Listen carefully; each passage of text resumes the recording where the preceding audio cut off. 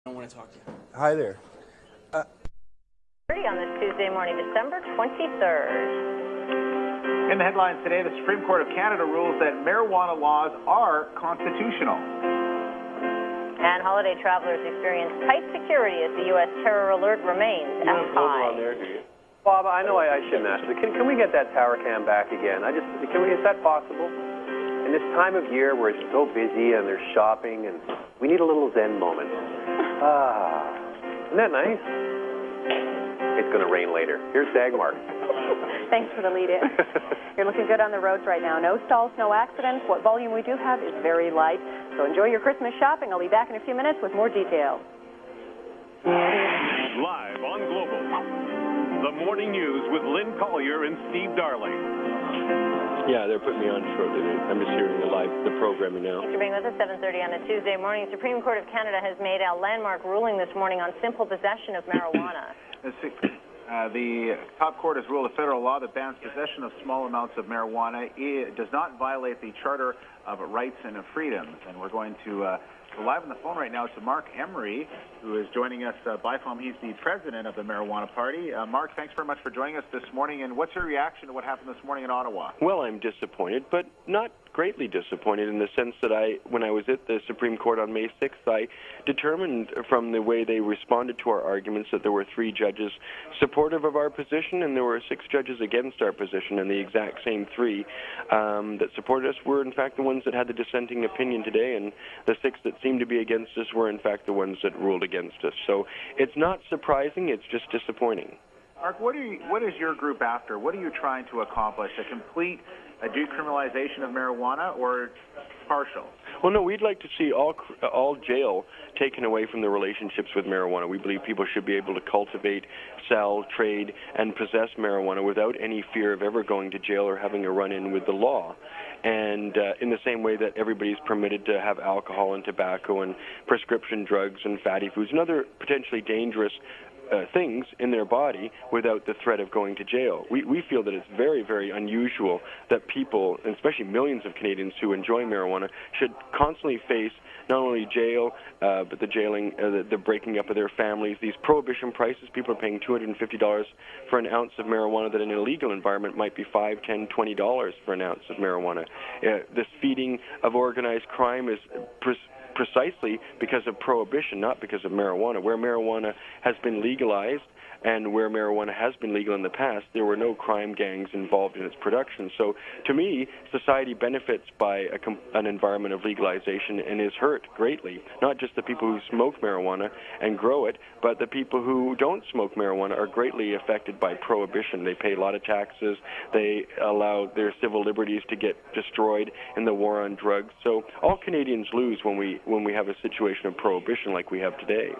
You mentioned the fact that there's no criminal gangs involved in it, but the police would differ to that, and the amount of marijuana grow-ops around the city and the danger of those marijuana grow-ops and people's homes being ruined. I mean, how can you say that? No, in a legal environment there would be no criminal organizations growing marijuana, but of course when you create a plant product that has worth its weight in gold, you are going to attract all sorts of elements who are attracted by its lucrativeness.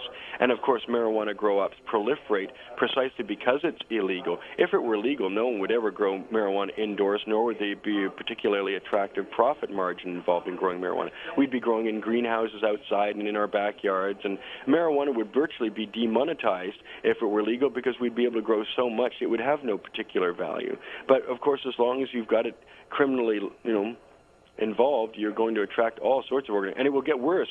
And in fact, Paul Martin wants to bring in mandatory minimums and other severe penalties for growing marijuana, which will just make it more lucrative and attract more and more people, and that will have the net effect of filling up our jails. So I'm disappointed in the direction that the Liberal government wants to go. They don't even use the word decriminalization anymore. They use the word modernization, and that just means fines instead of potential jail terms for us users.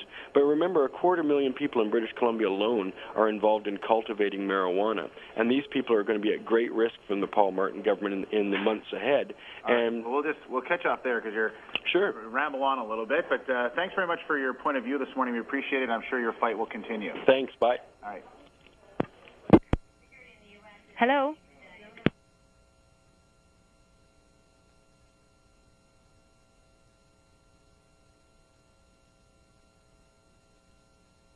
different than I did yesterday. I'm a little disappointed, but not greatly disappointed. I was at the Supreme Court on May 6th, and I determined right then that there were 6 judges against us and 3 in favor, and that's how it fell today. And I guess they weren't able to convince each other, and I'm a bit disappointed that they weren't able over 7 months of debate to make a change in 2 judges. But the Supreme Court typically upholds the status quo. There are no great earth-shaking changes ever come out of the Supreme Court that have really affected the body politic of Canada, and so this is consistent with their conservative judgments of the past. What's the next steps for the marijuana party? Well, very importantly, we're going to be supporting, and we have been supporting, we've had over 1,000 of our members join the New Democratic Party, the federal New Democratic Party. Jack Layton came to Pot TV, came to our community and said he would like to see the legalization of the possession and distribution of marijuana, that he didn't think anybody should ever go to jail for cultivating, selling, or possessing marijuana. And we have, enthusiastically endorsed and embraced Jack Layton and the New Democratic Party, and we look forward to participating in the next federal election and seeing them become the official opposition where he can attack these bad policies of the Paul Martin government. Okay, hold on, I just got to change the light. Okay. Burnt out the light here. Mark, before you hung up, yes. The girl wanted to talk to you. Oh, but what? It's too late now. Okay, here. Oh, by the way, Mark, we had a picture of you on the phone with the actual news story on the background. Oh, good, good. Okay, just back where you were. Yeah. Okay, now continuing on, what would you like to say to your advocacy group? Okay. Well, it's very important that we oppose the Paul Martin government. The Liberal government will bring in legislation that further endangers all the 250,000 people in British Columbia who grow marijuana.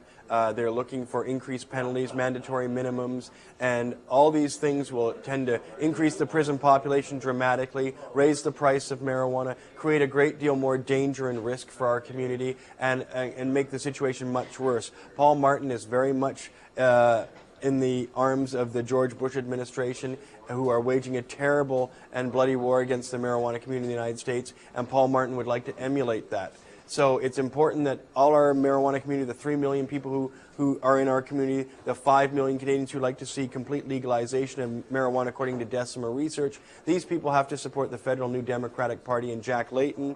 The leader of the BC Marijuana Party, Dana Larson, is already a nominee for the New Democratic Party in West Vancouver, Sunshine Coast, and we'll be encouraging all our members to give money, get involved with the New Democratic Party, and support them politically as they favor full and complete legalization of marijuana for distribution and possession. And that's what we have to do now. The Supreme Court has closed its doors. There'll be no more appeals there. We have to get fully involved in the political process in Canada in the next federal election.